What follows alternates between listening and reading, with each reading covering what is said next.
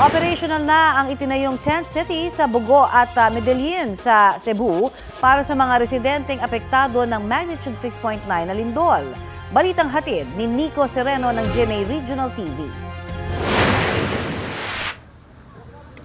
Itinayo na ang tent city sa Bugo City sa Cebu, alinsunod sa kautusan ni Pangulong Bongbong Marcos. Nakita ng Pangulo na hindi agad ma-relocate ang mga nawalan ng tirahan dahil sa lindol, kaya't kailangan ang tent city. Ininspeksyon ito ni na DPWH Secretary Vince Dizon, Tourism Secretary Cristina Frasco at Philippine Red Cross Chairman Richard Gordon. 2,500 tents ang ilalagay rito sa Barangay Cogon.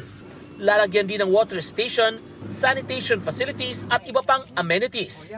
Mula Bugo, dumiretso ang mga opisyal sa bayan ng Medellin kung saan may itatayo ring tent city.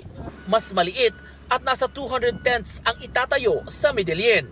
Kumpleto pa rin sa mga kinakailangang amenities katulad na lang ng supply ng tubig.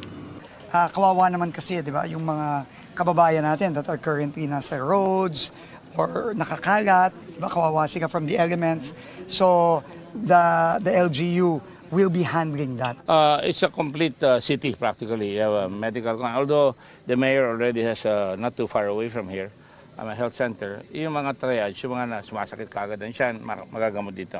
First, we will start with those families na permanently yung bahay nila na damage talaga.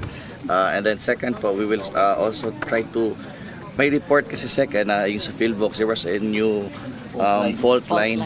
So we will try to convince or maybe force evacuate those residing along the fault line. Nico Sereno ng GMA Regional TV nagbabalita para sa GMA Integrated News.